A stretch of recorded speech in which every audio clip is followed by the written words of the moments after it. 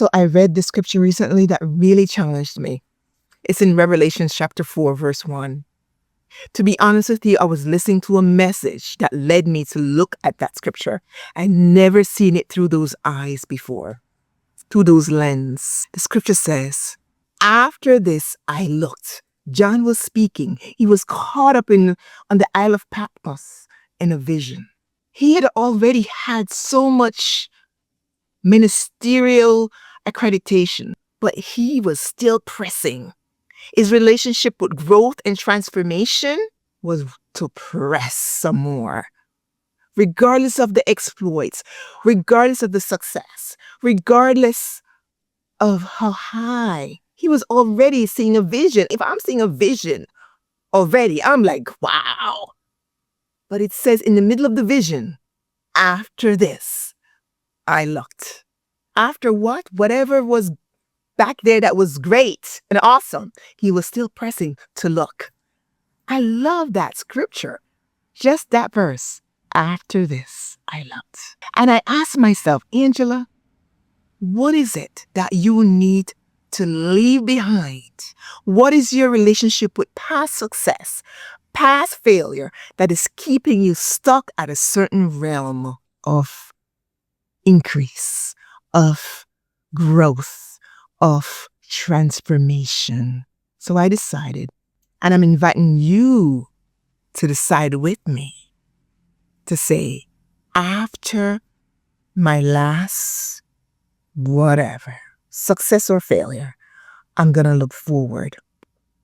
After that great contract, for example, after that great degree that I achieved, after I bought that house, after I led that person to Christ, after this, I looked, what else can I do with Jesus? How much more can I press? After I got that new account for my business, after I hired that new employee, what else can I do for God to bring him glory? After this, I looked. Because mediocrity, complacency, stuckdom, plateauing is just not the place that we want to hang out in 2025. This environment is just not the place. You can't afford to be complacent. Economically, it's a little bit. I'm going to encourage you to think like an octopus and decide that you're going to use your brain in ways you've never used it before. The octopus has 8 or 9 brains, and each brain allows it to adapt to whatever situation so that it not only survives, it thrives. Like trees planted by streams of water. Psalm 1. Blessed is a man who does not walk in the counsel of the ungodly, nor sits in the seats of the scornful.